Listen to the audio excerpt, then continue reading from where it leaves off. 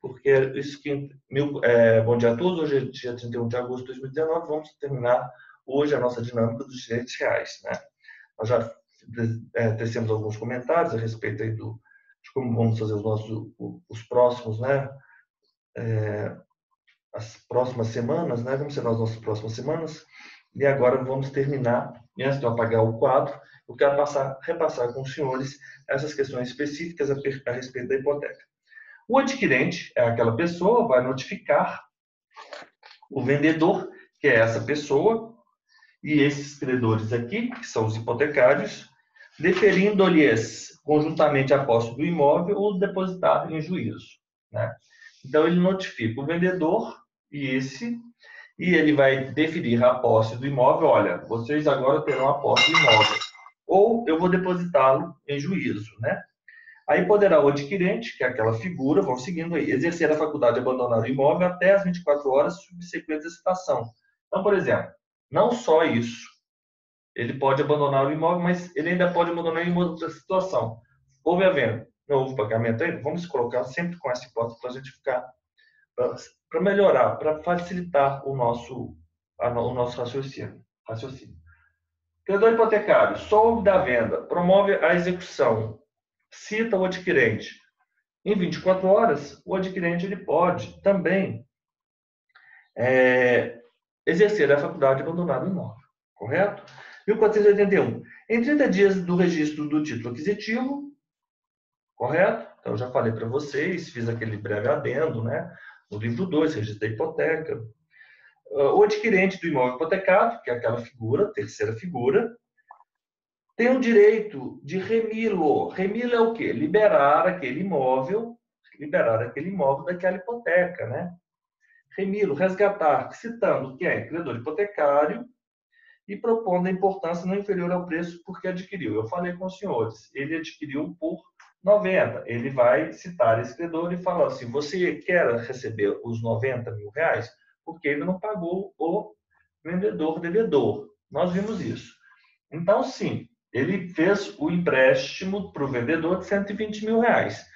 Então, ele quer adquirir, ele quer receber 120 mil reais, porque você se lembra que eu falei que o patrimônio tem que voltar no estágio de equilíbrio, no estágio de equilíbrio? Se saiu 120 do credor hipotecário, ele deverá retornar 120 mil, correto?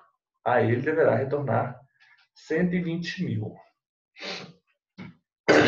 Dentro de 30 dias, contados do registro do título aquisitivo, tem um adquirente do imóvel hipotecado. Então, o direito de remilo, ou seja, liberar a hipoteca, né? Liberar o imóvel da hipoteca. É isso que significa remir o imóvel. Então, ele vai citar o credor hipotecário e vai propor o preço. Qual que é o preço? 80 mil, 90 mil. Na pior das hipóteses, o preço mínimo é o preço por qual ele negociou com o vendedor. O credor impugna o preço de aquisição ou importância. Não, não é isso, não é 90 mil. Vamos promover uma licitação judicial e a venda judicial será quem oferecer maior preço, né? Então, quanto vale? Credor hipotecário? 120 mil. Adquirente, você cobre 120 mil? Aí o adquirente, sim, cobra 120 mil. Então, a ele será dada a preferência. Não impugnada pelo credor o preço da aquisição, o preço proposto pelo adquirente, aí sim, é ótimo. Aí, parágrafo 2º, né? Haver-se definitivamente fixado para a remissão da hipoteca, que ficará livre de hipoteca, né? Uma vez pago ou depositado. Então, 90 mil. O credor hipotecário se deu satisfeito? Não, estou satisfeito. Estou satisfeito. Enfim, se ele fez um empréstimo por 120, o imóvel, não sei quais razões, mas às vezes, por exemplo, o financiamento já tinha sido pago 30 mil, né? 90 mil para ele, tudo bem, tudo bem. O adquirente deixar de remir o imóvel, quem que é o adquirente? Sujeitando à execução, aí é uma situação diferente. O credor hipotecário soube da venda, promove a citação do adquirente, o adquirente ele não se exime ou exercendo a faculdade, entregando o imóvel para o credor hipotecário. Aí a execução vai até o fim. A execução vai até o fim. E aí ele, adquirente, vai ficar obrigado a ressarcir os credores hipotecários desvalorização, além das despesas judiciais, correto? Mas, embora ele, né, tenha perdido esse imóvel, né, e tenha que pagar esses valores de desvalorização e despesas, contará ele ainda com ação regressiva contra o vendedor para se ressarcir, né, dessas despesas e desses prejuízos sofridos, né? Disporá de ação regressiva contra o vendedor ou adquirente que ficar privado em consequência de licitação, em consequência de penhora, o que paga a hipoteca, por exemplo, né? O que por causa de adjudicação ou licitação desembolsar com pagamento importância excedente a da compra e suportar custas e despesas judiciais. O que eu falei que teria uma interrogação é esse desembolsar com pagamento da hipoteca importância excedente a da compra. Mas agora nós não vamos pensar sobre isso, não, correto? Nós vamos pensar nas outras hipóteses, porque aqui a gente vai ter que pensar, construir um argumento, correto? Mas a gente não precisa entender 100%. Vamos entender 98%, já está bom. Só essa parte que fica aí para nós pensarmos um pouco. A gente tem que colocar no quadro e fazer os exemplos e pensar qual seria essa hipótese. É isso que eu estou querendo fazer. Mas eu quero vencer isso aqui agora. É lícito, 1484, é lícito aos interessados fazer constar das escrituras o valor entre si ajustado dos imóveis hipotecados e o qual valor devidamente atualizado será a base para as arrematações, adjudicações e remissões dispensada a avaliação. Ótimo, 1484. Então, você pode, sim, constar nessa escritura de compra e venda, né? 1485, nós vimos agora numa questão, mediante simples averbação requerida por ambas partes, poderá prorrogar-se a hipoteca até 30 anos da celebração do contrato, da data do contrato. Perfeito esse prazo, desde que se perfaça esse prazo, só poderá subsistir o contrato de hipoteca reconstituindo-se por novo título, novo contrato e um novo registro, mas será mantida a precedência que lhe competia. 1486, vimos da questão. Podem o credor e o devedor, no ato constitutivo da hipoteca, autorizar a emissão de uma cédula hipotecária, que será transmitida de crédito na forma e nos moldes, né, dos fins, atendidos os fins, né, previstos em lei especial.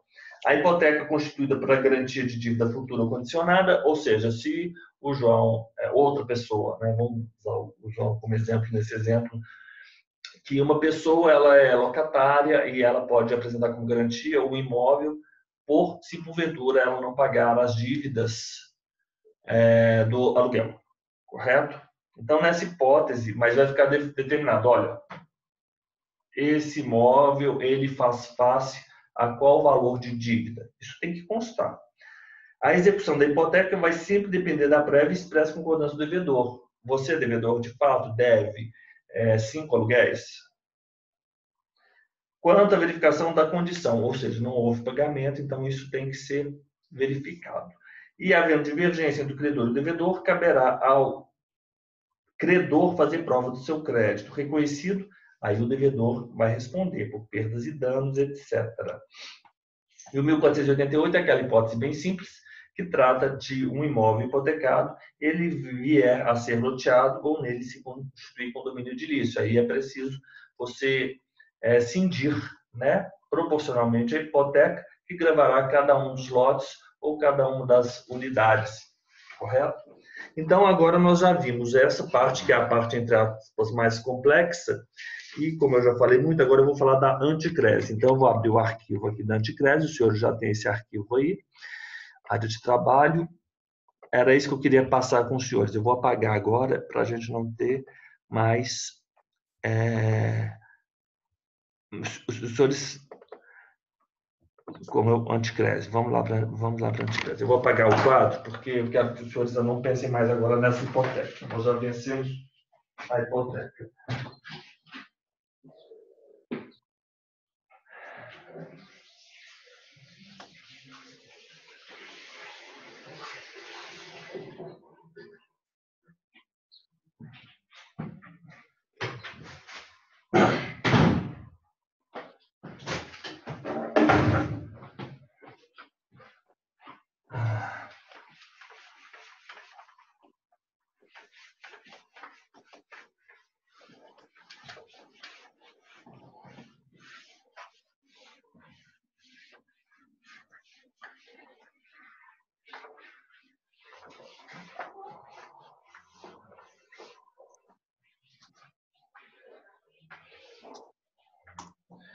é, da anticrese.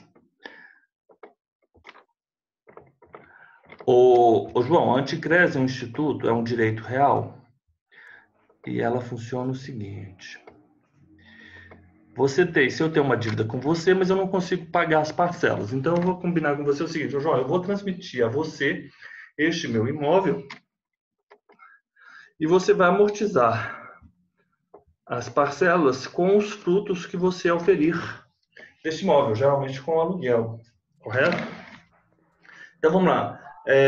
Ô João, o que pode o devedor ou outrem por ele na anticrese?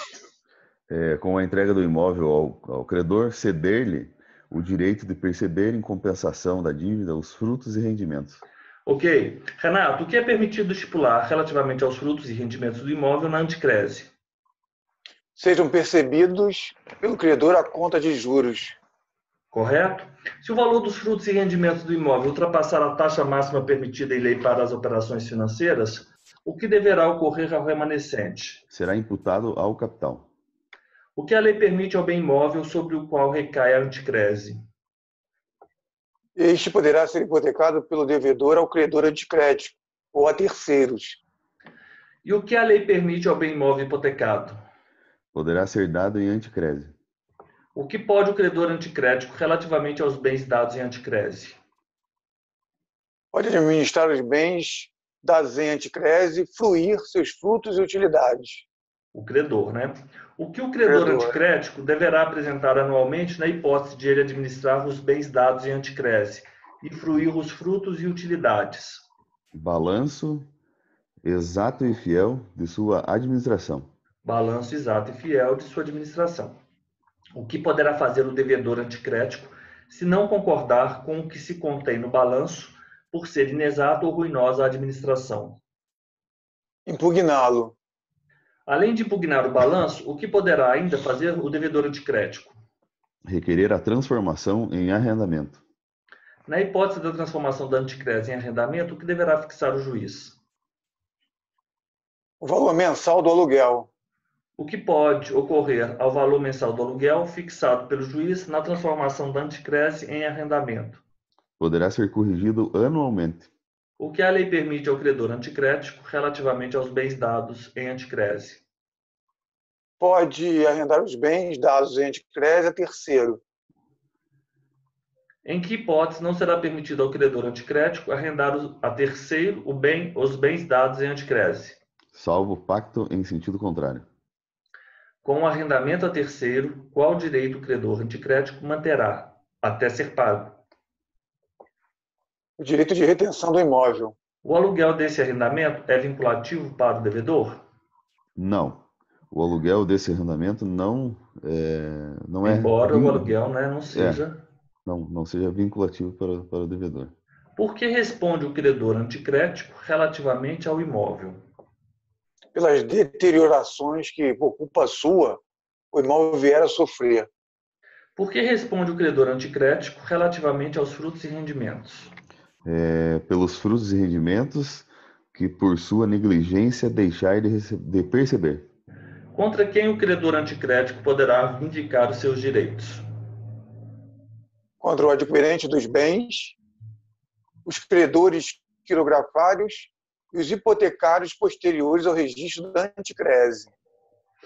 Se executar os bens por falta de pagamento da dívida ou permitir que outro credor o execute, sem opor o seu direito de retenção ao exequente, a que não terá direito o credor? Não terá preferência sobre o preço. O credor anticrético terá preferência sobre a indenização do seguro quando o prédio for destruído? Não, não terá preferência.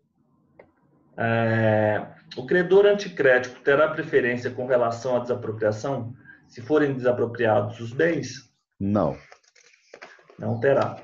Como o adquirente dos bens dados em anticrese poderá remi-los, liberá-los da anticrese, antes do vencimento da dívida? Paga na sua totalidade a data do pedido de remissão. O que a lei autoriza ao adquirente dos bens dados em anticrese com a remissão? E emitir-se-á, se for o caso, na sua posse. Emitir-se-á, se for o caso, na sua posse. correto? Vamos agora tratar muito simples a anticrese. Ó, a anticrese é muito simples, 1506 a 1510, né? Então, o devedor, ele entrega o imóvel ao credor, cedendo-lhe, entrega de fato a essa transmissão, ao registro da anticrese, no registro de imóveis, na matrícula, no livro 2, cedendo o direito de perceber, em compensação a dívidas, frutos e rendimentos, né? É permitido estipular que os frutos e rendimentos do imóvel sejam percebidos à conta de juros. Mas se o valor ultrapassa a taxa máxima permitida em lei, o remanescente será imputado ao capital, correto?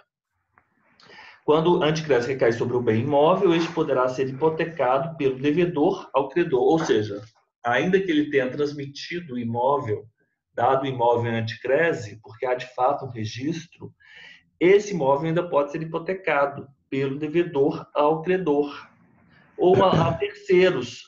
E assim, como imóvel hipotecado pode ser dado em anticrese. Então, esses direitos reais, eles não são antagônicos, eles podem coexistir, a anticrese e a hipoteca. Só se lembrando, os senhores devem se lembrar que os senhores não podem promover o registro desses mesmos, tanto da hipoteca como da anticrese, no mesmo dia, a não ser que conste na escritura pública de instituição a data em que foi instituído, né? Aí o credor que recebe o bem administra, ele vai fruir os frutos e utilidades, mas ele apresenta um balanço, né? Se o balanço for inexato ou ruinosa administração, ele pode impugnar aquele balanço, o devedor, né? E aí pede para que se transforme em arrendamento, né? Fixando o juiz o valor mensal do aluguel, qual poderá, ou seja, o imóvel volta para, e aí tem-se um arrendamento, que é, entre aspas, um contrato de aluguel, né? O imóvel volta para o devedor. O credor pode arrendar os bens dados em anticrese a terceiros. Interessante, né? Mantendo até ser pago direito de retenção do imóvel, embora o aluguel não seja vinculativo para o devedor. Embora o aluguel desse arrendamento não seja vinculativo. Professor, bem rapidinho ali, não pode ser feito o registro da hipoteca e da anticrese no mesmo dia, a não ser que conste o horário, é isso? 1494, segue aí.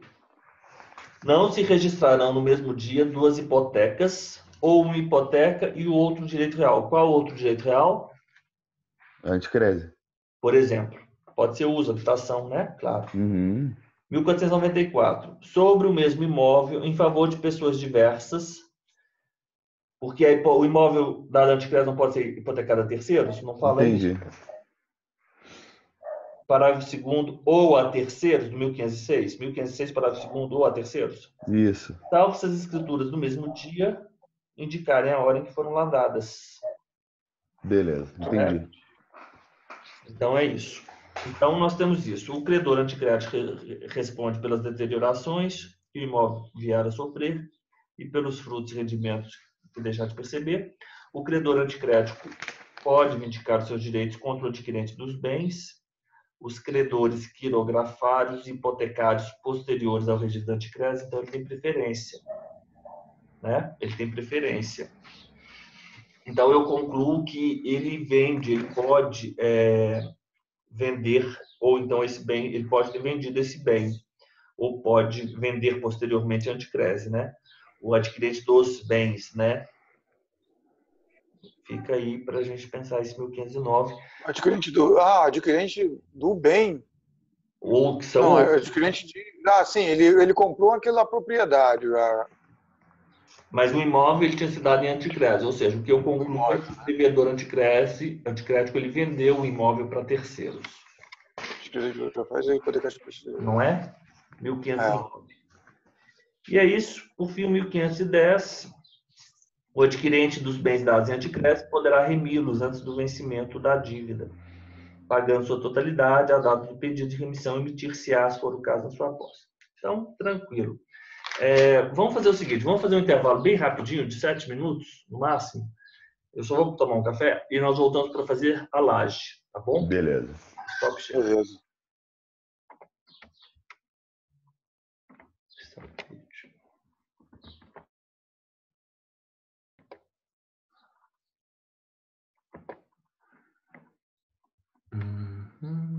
Renato, João,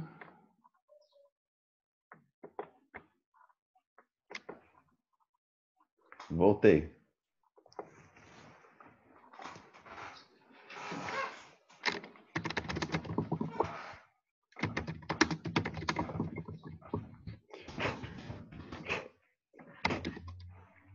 Professor, e qual que é o valor do curso agora da próxima semana de ô João, obrigações?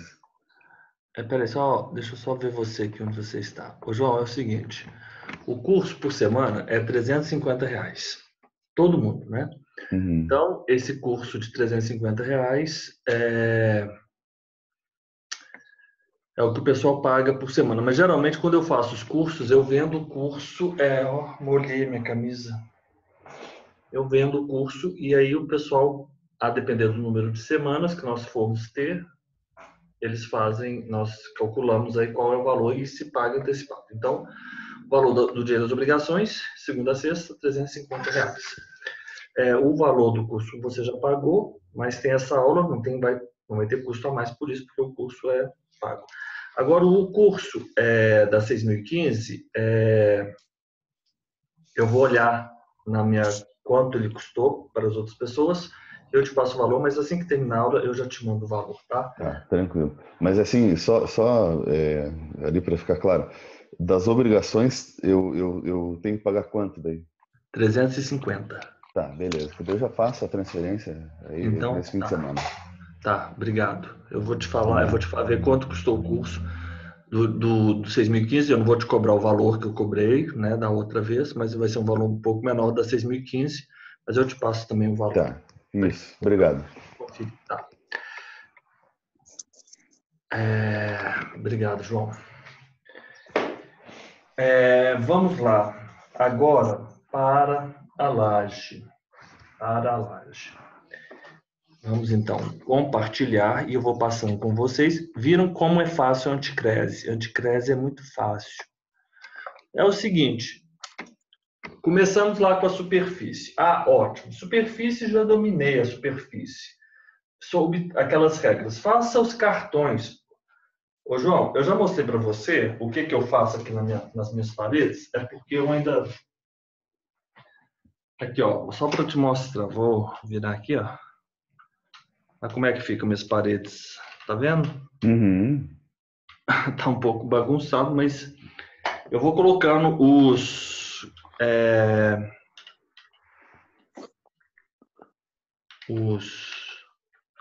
as minhas informações em cartolinas. Você se lembra que eu fiz um quadro da superfície?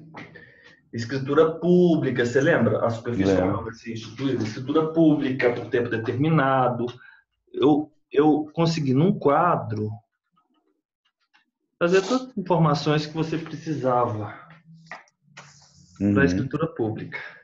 Então, você faça isso, você vai na papelaria, você vai comprar uma cartolina e você vai reproduzir esses quadros e você vai colocar aqui na sua parede. Por exemplo, eu tenho aqui uma cartolina das pessoas. Livro 1, das pessoas, da parte geral. Título 2 trata das pessoas jurídicas. Nós temos as pessoas jurídicas de direito público, de direito privado. A de direito público pode ser interno, e aí nós temos União, Estado, territórios, autarquias, inclusive associações, municípios, demais de caráter público criados por lei. E as externas, os estados estrangeiros e aquelas outras pessoas e instituições que são regidas pelo direito público, direito internacional público. De direito privado, quais seriam? Artigo 44, associações, sociedades, fundações, organizações religiosas, partidos políticos, ali. Então eu fico vendo esse quadro o tempo todo, e eu decoro isso. Depois eu mudo os quadros, eu vou colocando aqui no meu escritório, em todas as paredes, os quadros. Então, para você, uma sugestão, para mim funciona bastante. Vamos lá para a laje. João, como se caracteriza o direito real de laje? O proprietário de uma construção base poderá ceder a superfície superior ou inferior de sua construção, a fim de que o titular da laje mantenha unidade distinta daquela originalmente construída sobre o solo. O direito de laje, ele se aproxima ao direito de superfície. ao direito de superfície, plantação ou construção. Só que com uma diferença. O direito de superfície, ele é por tempo certo, e o direito de laje não. Ele é perpétuo, se é que, né? A gente pode falar que é perpétuo, né? Como se caracteriza, então, o direito real de laje? Você me respondeu. O direito real de laje contempla quais espaços, Renato? Contempla o espaço aéreo ou subsolo de terrenos públicos ou privados, tomados em projeção vertical. Como será considerado o espaço que contempla o direito real de laje em relação à construção base? Como unidade imobiliária autônoma. O direito real de laje não contempla quais áreas? As demais áreas edificadas ou não pertencentes ao proprietário da construção base. Quem responde pelos encargos e tributos que incidirem sobre a unidade do titular do direito real de laje? O titular do direito real de laje. Exato. Como se caracteriza a laje em relação à construção base? A unidade imobiliária autônoma é constituída em matrícula própria. Os titulares da laje poderão exercer quais poderes dominiais sobre sua unidade imobiliária autônoma? Usar, gozar e dispor. O que não implica a instituição do direito real de laje? Não implica a atribuição de fração ideal de terreno ao titular da laje ou a participação proporcional em áreas já edificadas. Perfeito? Não é condomínio. Não é condomínio. Quais pessoas poderão dispor sobre posturas edilícias e urbanísticas associadas ao direito real de laje? Os municípios e o Distrito Federal. O titular da laje poderá ceder a superfície de sua construção para a instituição de um sucessivo direito real de laje? Sim, pode. Sim, pode. Para o titular da laje ceder a superfície de sua construção para a instituição de um sucessivo direito real de laje, o que é imprescindível que haja? Autorização expressa dos titulares da construção base e das demais lajes. Para o titular da laje ceder a superfície de sua construção para a instituição de um sucessivo direito real de laje, o que deverão ser respeitadas? As posturas edilícias e urbanísticas vigentes. O que é expressamente vedado ao titular da laje prejudicar com obras novas ou com falta de reparação? Segurança, a linha arquitetônica e o arranjo estético do edifício. Relativamente à vedação expressa ao titular da laje, prejudicar, ele está vedado, prejudicar a segurança, a linha arquitetônica ou arranjo estético do edifício, quais posturas deverão ser observadas? As posturas previstas em legislação local. Quais normas deverão ser aplicadas no que couber ao direito real de laje? As normas aplicáveis aos condomínios edilícios. Entre quem serão partilhadas as despesas necessárias à conservação e fruição das partes que sirvam a todo edifício? Entre o proprietário da construção base e o titular de laje. Ok. Entre quem serão partilhadas as despesas necessárias ao pagamento de serviços de interesse comum? O proprietário da construção base e o titular da laje. Deverão as despesas serem partilhadas em qual proporção? A ser estipulado em contrato. Estipulado em contrato. Isso, na proporção que estiver sido, que venha a ser estipulado em contrato. Quais são as partes que servem a todo o edifício? João. Os alicerces, colunas, pilares, paredes, mestras e todas as partes restantes que constituam a estrutura do prédio. O telhado ou os terraços de cobertura, ainda que destinados ao uso exclusivo do titular da laje. As instalações gerais de água, esgoto, eletricidade, aquecimento, ar-condicionado, gás, comunicações e semelhantes que sirvam a todo edifício. E, em geral, as coisas que sejam afetadas ao uso de todo edifício. Qual direito é assegurado em a qualquer interessado? Promover reparações urgentes na construção, na forma do parágrafo único do artigo 249 do Código Civil. Exato. É assegurado, em qualquer caso, o direito de qualquer interessado em promover reparações urgentes na construção. A promover, né? Acho que ficaria melhor. A promover, mas é a letra da lei. Em caso de alienação de qualquer das unidades sobrepostas, quem terá direito de preferência em igualdade de condições com terceiros? Os titulares da construção base e da laje, nessa ordem. O que deverá ocorrer aos titulares da construção base e da laje em caso de alienação de qualquer das unidades sobrepostas? Serão cientificados por escrito. Em qual prazo os titulares da construção base e da laje serão chamados para se manifestar, para que se manifestem? 30 dias. Em que hipótese os titulares da construção base e da laje não se manifestarão em 30 dias? Se o contrato dispuser de modo diverso. O que poderá fazer o titular da construção base ou da laje a quem não se der conhecimento da alienação? Poderá, mediante depósito do respectivo preço, haver para si a parte alienada a terceiros. Exato. Em qual prazo deverá o titular da construção base ou da laje, a quem não se der conhecimento da alienação, requerer a parte alienada? No prazo decadencial de 180 dias, contado da data de alienação. Ok. Havendo mais de uma laje, na hipótese de alienação, quem terá preferência? Sucessivamente, o titular das lajes ascendentes e o titular das lajes descendentes. O que será assegurado à laje mais próxima à unidade sobreposta a ser alienada? A prioridade. O que implica a ruína da construção base? Extinção do direito real de laje. Em que hipótese a ruína da construção base não implica a extinção do direito real de laje? Se este tiver sido instituído sobre o subsolo e se a construção base não for reconstruída no prazo de 5 anos. O que a lei assegura na hipótese de haver extinção do direito real de laje por ruína da construção base? Não afasta o direito eventual, a eventual reparação civil contra o culpado pela ruína. É o seguinte. Eu marquei aqui já. Semana que vem eu vou marcar com vocês.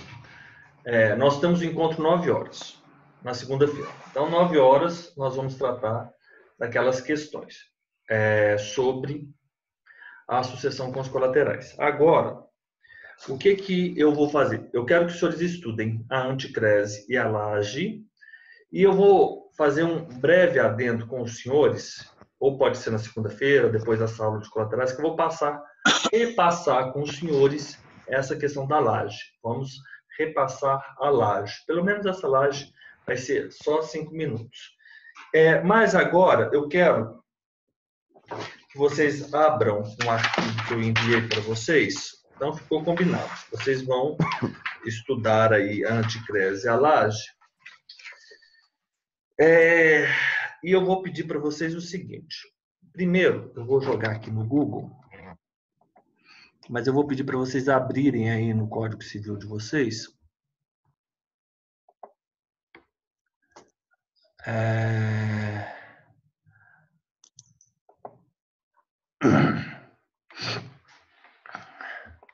Espera aí, vamos lá. Vamos lá. O que eu preciso? Lei 6.015. Na verdade, eu não quero que vocês façam pela internet. Por quê? Eu quero que vocês já vão... Espera aí. Eu vou fazer aqui pela internet porque eu quero... Mas por que eu não quero que vocês façam pela internet? Porque é o seguinte. Na prova da segunda etapa, uma das principais habilidades que os senhores devem ter é a capacidade de localizarem o conteúdo nos códigos, correto? Então, João, pode parecer óbvio isso, não, mas isso tem que ser treinado. Tem esse código aqui, um dia eu até prometi com o pessoal que eu ia... É porque eu estou meio sem tempo. Tá vendo? Você já ouviu falar nesse Mavadmeco aqui, João? Daqui a pouco... É o da Martel Debs, Renato. É o Debs, Esse Mavadmeco aqui, deixa eu só mostrar aqui para você.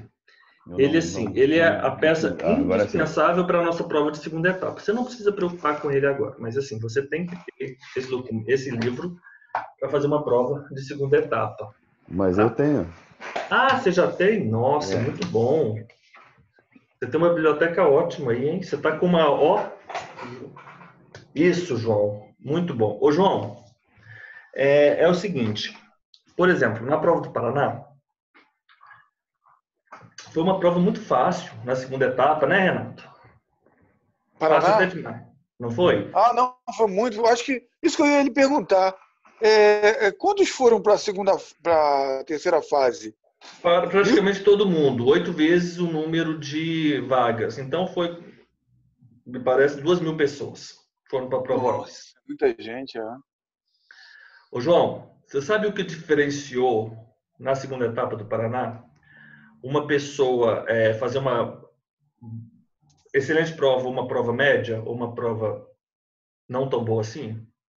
Foi a capacidade de achar o conteúdo e de manusear esse instrumento. Né, Renato? Porque foi sim, não é? Então, se a com pessoa ela certeza. tivesse familiaridade e com a estruturação, porque esse código ele tem uma lógica, né, Renato? Ele tem uma lógica. Ele tem uma Verdade. determinada estrutura, ele tem uma regra. Então, por isso que eu quero que você siga aí pela 6.015. Antes de nós encerrarmos a nossa aula de hoje, então eu vou colocar aqui o seguinte. Eu vou colocar aqui o que eu preciso. Eu vou falar, depois que terminar a aula, eu vou conversar com você pelo WhatsApp, você fica tranquilo. Então, Laje e Anticrese, vocês vão ter aqui na segunda, que vai ser dia... Segunda de manhã? Segunda de Segunda de manhã, manhã. sucessões. Eu sei, mas eu vou fazer um breve adendo. Eu quero repetir Sim, tá Anticrese. bem. Vai ser dia 2. Todo mundo. Quem for fazer, dia 2. Ok. 2/9. Ok. Lá a gente cresce. Aí, o material já está disponível. Então, você, Renato, você tem trabalho esse final de semana. Você vai estudar lá a gente cresce. Você vai fazer aquelas 2 últimas colunas da linha do Excel, o João também, que são a concorrência. Se lembram do que eu estou falando? A Lembro. concorrência. Onde Do está a minha CUB, planilha? A concorrência do ascendente com o cônjuge, ascendente com cônjuge, no comunhão fala do parcial de CUB e bens da União Parcial de Bens. e no CUB. É. São 12 exercícios. Exercícios do ascendente. Exercício, na verdade, é ascendente mais cônjuge. São 12 exercícios. Na planilha do Excel que eu lhes enviei, nós temos 4 colunas. A primeira sobe, separação obrigatória, convencional total absoluta. Terceira, comunhão parcial de bens e CUB. Como é relevante o regime do bem, como o regime do bem impacta na sucessão do cônjuge. Claro, na sucessão do cônjuge. Aí, Renato, você sabe o que eu pensei em fazer? Eu pensei em fazer mais uma coluna paralela à primeira coluna, porque aí eu considero no SOB o sem súmula e com súmula. Legal. Não é? Porque foi o que nós Bom, fizemos aqui. isso. Foi o que nós fizemos aqui. E aí, Renato, mais uma vez, e o João também tem que saber disso. João, na feitura desses exercícios todos, o que é mais importante que você saiba é você retirar a ameação. Retirou a ameação, você vai lembrar que no SOB o cônjuge não é herdeiro, no convencional ela é herdeira, no comunhão parcial do particular ela é herdeira, mas na parte da ameação ela não é herdeira, e no CUB ela não é herdeira. Se você sabe exatamente isso que eu acabei de dizer, você é capaz de fazer todos os exercícios. Nesses do ascendente que você fará, que você terá, porque o arquivo já está aí com você, e você terá que assistir essa aula, João, você tem que tirar primeiro a ameação do cônjuge, que ele está concorrendo com o ascendente, do marido, os pais, o sogro e a sogra, e os avós do marido que faleceu. Você tira a ameação dela, e aí depois você faz a divisão, né, Renato? Aí você se lembra que nessa regra do ascendente com o cônjuge, aí ela vai ser herdeira, independentemente, né, de ter tido ou não ameação. Você não pode esquecer dessa regra. Beleza. Então, aqui, eu vou colocar aqui João 6.015, que é o que eu vou tratar com você agora. Eu vou falar também aqui sobre o curso do provimento no Paraná, que é a Lorena, o Celso. Esse pessoal quer fazer esse curso, inclusive o João também vai ser muito importante para ele. Eu. Você, Renato, né? Então, eu vou colocar aqui Lorena, meus eventuais alunos, Celso, vou colocar aqui o Renato e vou colocar aqui também o João. Fernanda não fez, não? A Elisa. A Fernanda, ela está um pouco... eu vou colocar a Fernanda sim, claro. Ela falou comigo assim, eu estou tão desanimada porque ela não passou na primeira fase. Do Paraná? No Paraná. E a Fernanda, ela vem de uma série de sucesso no concurso, em concursos. Ela estava tendo muitos resultados positivos. Ela é aprovada no Pará. Ela está na reescolha, né? Ah, legal. Ela já é aí oficial do Registro Civil, né?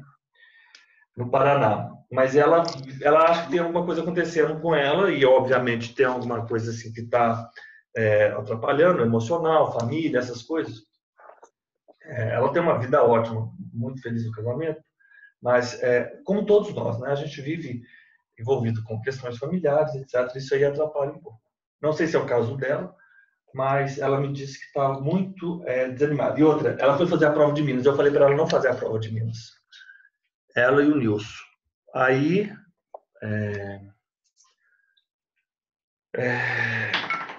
198, lá na 6015, por favor.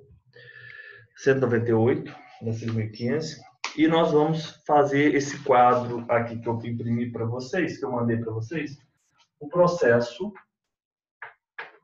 entre aspas, procedimento de dúvida. Vou colocar procedimento de dúvida. É isso aqui que eu quero falar. Porque os senhores se lembram que tem isso também na hipotética? Tem. Procedimento de dúvida. Isso aqui é extremamente importante no nosso concurso. É o seguinte. Nós temos aqui, eu vou passando para vocês. Eu vou fazer aqui, vocês vão seguindo. Vocês podem até imprimir, vocês colocando com a caneta em cima, porque ficou um pouco apagado. Então, vocês vão ter esse quadro básico aqui, ó. Eu vou pegar uma caneta que está com uma ponta mais fina. Isso é a última coisa que nós vamos ter por hoje, tá? Tudo bem, nós vamos aprender tudo. Vamos aprender pelo menos o básico desse procedimento de dúvida.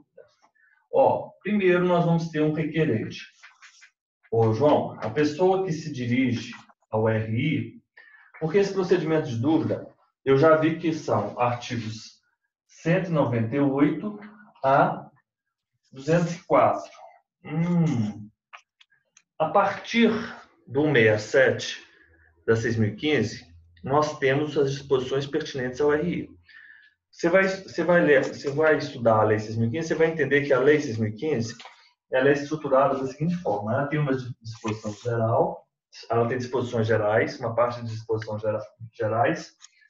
Depois ela vem trazendo primeiro o FCPM, depois o SCPJ, depois o RTT e, por fim, o RI. Ela trata dos registros. Ela não trata, por exemplo, do tabelionato de notas, ou pelo menos não deveria tratar. A gente sabe que tem disposição nela que se aplica, mas por falta de uma técnica legislativa, que se aplica aos tabelionatos, aos cartórios de notas e de protesto. Mas ela é uma lei de registro. Por uma técnica foi feito algumas alterações nela, trazidas essas alterações, e essas disposições se aplicariam aos cartórios de notas. Mas isso é por uma técnica legislativa. Por quê? A Lei 6.015, de 73, ela foi publicada no dia 31 de dezembro de 73 e ela entrou em vigor no dia 1º de janeiro de 76. 74, não, 75. 74.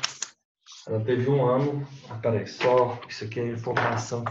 Ela foi publicada em 31 e ela é republicada e ela entrou em vigor só e 76. Só confirmar. 76, né? Ela entra em vigor 76 mesmo. Ela entra em vigor em 76. 1º de janeiro de 76, como eu tinha colocado anteriormente. Eu fiquei em dúvida, mas ela entra em vigor em 1º de janeiro de 76.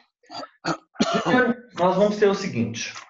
Uma pessoa ela se dirige a um cartório do RI, portando uma escritura pública, porque ela quer que seja promovido no livro 2, na matrícula daquele determinado imóvel, um determinado ato que foi formalizado no cartório de notas, correto? Você, como oficial do RI, você primeiro vai receber aquele documento e você vai promover uma qualificação daquele documento. Então, aquela pessoa que se apresenta a você no balcão, frente a você no RI, o nome daquela pessoa é o requerente. E essa pessoa, ela vai requerer, obviamente, algo. Ela vai requerer algo ao oficial, correto? Então, esse é o primeiro. Ela vai requerer, é o primeiro momento, algo ao oficial, correto? Ela vai requerer algo ao oficial. Você vai analisar aquela escritura pública. Aí você vai dizer, olha, o ITCMD está menor, deve ser recolhido e ser feito a re-retificação da escritura pública. Então, você vai, no segundo momento, vão seguindo aí o quadro, hein? Os senhores vão apresentar uma exigência por escrito. Exigência por escrito. Por que eu falei dessa questão da estrutura da Lei 6.015? Porque se eu sei que é 198.204, o procedimento de dúvida é tratado na Lei 6.015 nas disposições pertinentes ao registro de imóveis, correto? Porque aqui o RI começa no 167. Então, se eu estou no 198.204, eu estou tratando, e é muito dividido isso na lei, é muito as partes, né? RCPN, RCPJ, RTD e RI. Então, procedimento de dúvida, eu estou levando em conta que houve a apresentação de um título pelo apresentante ao oficial do RI, correto? E aí, você disse o seguinte, essa escritura pública, uma nota de exigência, que é o nome que nós damos, nota de exigência.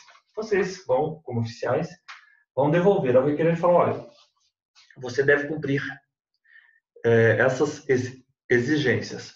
Só que você discorda, você fala assim, não. Aí você volta com é uma terceira fase, estão acompanhando, ó. Primeira, segunda, terceira. Tem que pensar dessa forma para poder entender o procedimento de dúvida. Vocês podem não concordam, não conformam.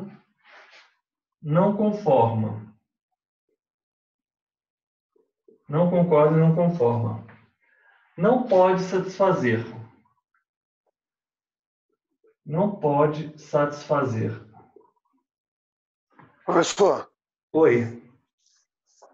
mas o procedimento de dúvida ele é válido para todas as atribuições, né? Pois é, Renato, exato. Mas por agora, vamos pensar só no RI. Não, sim, com certeza. O que a gente está vendo aí é que tem naquele 296, né? O que está falando Que do aplica, que aplica os seus registros referidos no artigo 1º, parágrafo 2º, incisos 1, 2 e 3 desta lei. Aí que fala das atribuições, né? As disposições relativas ao processo de dúvida no registro de imóveis. Aplicam-se aos registros 1, 2 e 3 as disposições relativas de dados. Muito obrigado, Renato. Muito obrigado. Aplicam-se aos registros referidos no artigo 1º, parágrafo 1º, que parágrafo 1º, 1, 2 e 3, RCPN, RCPJ e RTD. Eu achei que você, Renato, estaria me chamando a atenção. Muito obrigado, muito obrigado. Mas quem sou eu para chamar a atenção, É professor? porque você está me chamando a atenção para o tabelionato de notas. Você sabe que não é... Você sabia disso? Que não há uma discussão se caberia dúvida no tabelionato de notas? Eu assim, particularmente discordo. Eu Hã? acho que cabe também, né? Principalmente em notas, né? Mas, por exemplo, você pode lavrar, por exemplo, uma nota devolutiva no Notas, mas eu não quero entrar nessa discussão agora, tá? Mas é isso mesmo. Aham, tranquilo. Ficou claro. Então, se você, requerente, não concorda ou não conformou com a exigência do oficial e não pode satisfazer, você vai apresentar um requerimento. É isso que eu quero que agora vocês tenham em mente. Um requerimento a quem? A um oficial. Então, os senhores observem que esse requerimento, ele não se confunde com a primeira vez, com a primeira apresentação do requerente ao oficial. Correto? Ótimo. Aí, nós temos o que acontece agora. O quarto, eu coloquei aqui embaixo. Quarto. Você fez um protocolo. Provavelmente esse protocolo tem 30 dias, o prazo de validade dele. O protocolo ele tem um prazo de validade de 30 dias, João, regra geral. Então, lá no protocolo, no número de ordem, no livro protocolo, né? Livro protocolo. No número de ordem, que é uma coluna do livro protocolo, João, você tem um número lá que é sequencial e ele não se encerra com o encerramento do livro. Ele continua nos livros posteriores, correto? Então, é o 2015. Não, vamos colocar outro número aqui. É o protocolo 583. Aleatório. E você, na última coluna, no seu livro de protocolo, você vai ter a coluna para você anotar anotações. Se você for lá no artigo 170, por ali, você vai saber exatamente, da 6.015, tem que manusear aí, quais são as colunas, 135. O protocolo deve conter as seguintes anotações, as seguintes colunas: número de ordem que continua indefinidamente, dia, mês, natureza do título e qualidade do lançamento, nome do apresentante, anotações e averbações. É a quinta coluna. Ótimo. Então, lá na quinta coluna, você vai dizer o seguinte: foi apresentado o pedido de suscitação de dúvida, o requerimento de suscitação de dúvida. Foi apresentado, portanto, isso você vai anotar aqui. Suscitado dúvida, apresentado requerimento de suscitação de dúvida, apresentado requerimento de suscitação de dúvida. Essa informação aqui, João, você tem que ter em mente o seguinte: você tem fé pública. Essa informação é extremamente importante. E aí de você não colocá-la, você vai perder seu cartório por causa disso. Como assim? Eu apresentei uma compra e venda. Você falou que o ITCMD, por exemplo, eu comprei a casa do Renato, né? Eu sou o comprador. Eu vim aqui e apresentei a escritura pública e pedi para você fazer a transmissão, registrar a compra e venda no livro 2 para que eu tivesse a casa. Só que o Renato é uma pessoa que não tem uma conduta idônea. Sabe o que o Renato fez? Aí você, como oficial, falou assim comigo: olha, o seu imposto de transmissão está inadequado. Esse recolhimento tributário seu não está adequado. E eu falei assim: não, tá correto, você tem que fazer, você não pode não fazer por causa disso. E aí, eu apresentei a dúvida a você, só que você não suspendeu o protocolo 583. Porque quando tem um prazo do protocolo, se outra pessoa, se o Renato, por exemplo, o Renato vendeu esse imóvel de novo, ele lavou 2 escrituras públicas, ele vendeu para a primeira pessoa, que foi você, e vendeu para mim também. Mas eu não sabia. Por quê? Porque os cartórios de notas no Brasil não são interligados. Concorda? É óbvio que nós estamos caminhando para que isso ocorra, mas pode haver que você foi lavrada uma escritura em Porto Alegre e uma outra escritura foi lavrada em Manaus, relativa ao imóvel localizado em Anagé. Isso é perfeitamente possível. Só que eu não coloquei suspenso o protocolo. Ou seja, com essa informação, eu elasteço e preservo a prioridade deste protocolo. E eu não fiz. Então, passados os 30 dias, o protocolo perdeu o efeito. Então, aquele prazo, aquela sua segurança jurídica que você tinha por ter feito o protocolo, se perdeu. E o que eu faço? Eu venho, faço o registro, há uma qualificação positiva, e é feita a compra e venda. Você perdeu o imóvel. Eu já tenho um imóvel no meu nome. Você vai ter que se ver com o Renato no campo do direito das obrigações. E contra mim, você não pode fazer nada. Correto? Agora, contra o oficial, aqui tem um problema grave. Por quê? Quando ele não informou a apresentação, a suspensão da dúvida, que é isso que está previsto aqui no quarto, inciso 1, que é o quarto passo, anotar a dúvida, ele deu aso a que isso ocorresse. Ô, João, você entendeu o que eu expliquei? Ficou claro? Tá. E aí, segundo, ele vai certificar no título. Vamos seguindo aí, certificar no título a prenotação mais a suscitação de dúvida. E vai rubricar todas as folhas. Rubricar folhas. Então, você vai anotar a dúvida é aqui, ó. E você vai certificar no título a prenotação mais a suscitação de dúvida. Correto? E aqui, os senhores o oficial agora vai fornecer ao requerente o quinto. Eu coloquei aqui 3, é porque eu estou seguindo o artigo. Tá vendo? 198.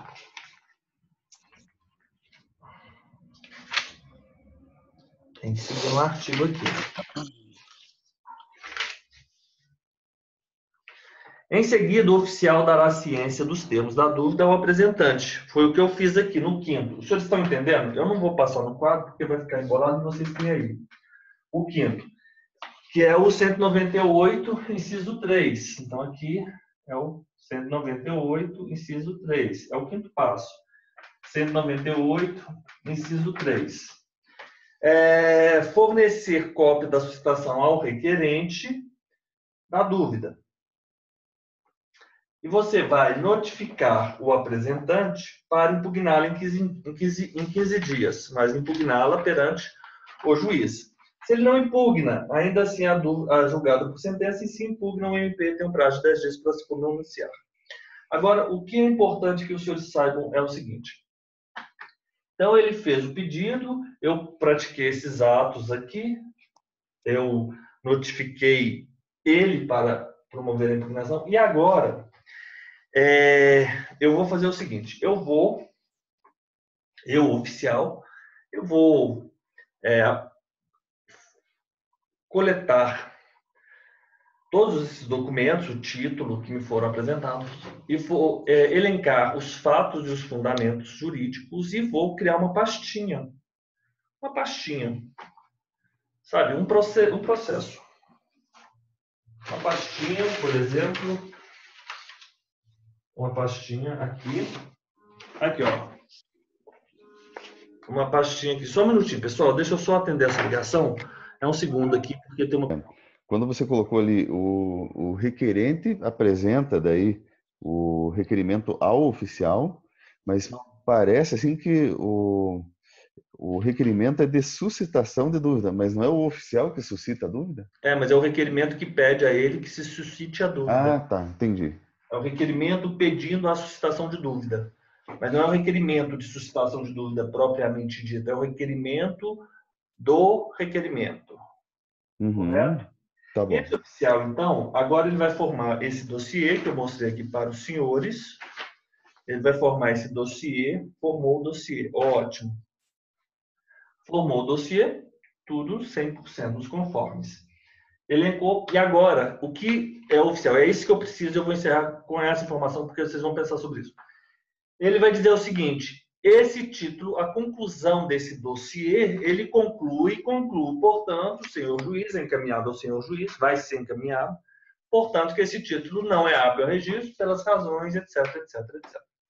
Então, esse título não é hábil ao registro. Esse é o conteúdo, isso que é extremamente importante. Qual que é? Porque ele fala aqui no sexto, né? O sexto passo, ele vai remeter ao juiz, né? Ele vai remeter ao juiz. Então, aqui ele tem remeter ao juiz, né? As razões, o título, razões, o título. Então, vamos lá. E aqui que é importante que você saiba, e eu quero que só que você tenha em mente isso. Nós vamos continuar trabalhando nesse quadro na segunda-feira, em breve adentro, porque vocês vão pensar sobre isso.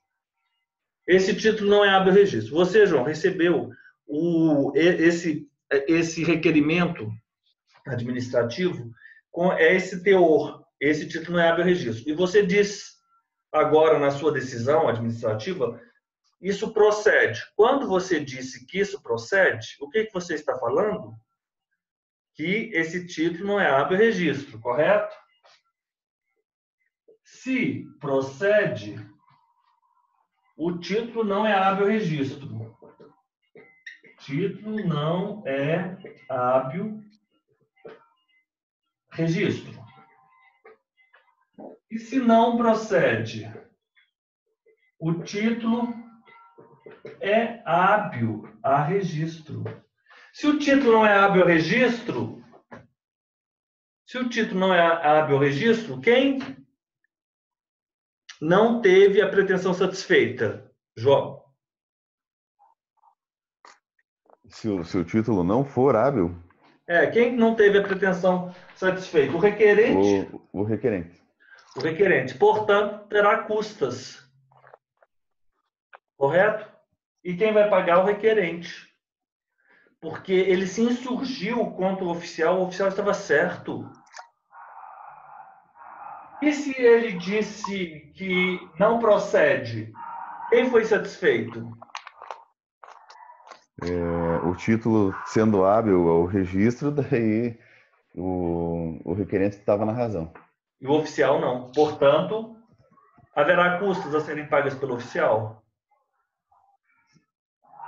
Não. Eu acho que não, né? Não haverá. Vamos parar por aqui. Eu quero que você tenha em mente o seguinte: esse caso, João, é um caso específico em que a pessoa ela tem julgado procedente, mas o procedente é contra a pretensão dela. Uhum. Correto? E não procedente é contra. E não procedente é a favor dela. Entendi. Você tenha em mente isso. Vai pensando nesse quadro e vocês vão ser 98 a 204. E nós temos outras regrinhas aí, mas não é o objeto agora. Mas a suscitação da dúvida é importante porque é isso aqui que você tem que ter em mente. Tá? Beleza. Então, deixa eu só tirar uma foto aqui para vocês.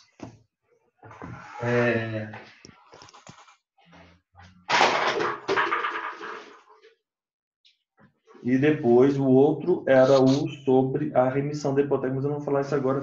Mas eu acho que vou fazer no encontro que eu falarei das águas e da propriedade resolutiva. Então eu vou falar sobre aquela também. Então vai ter um encontro de manhã, que são 5 minutos. Eu vou rever lá, já te cresce com vocês e o procedimento de dúvidas, rapidamente. Deixa eu só compartilhar esse quadro aqui. PDF, compartilhar, load. Então, professor, aí das cursos ali, né, que eu preciso ter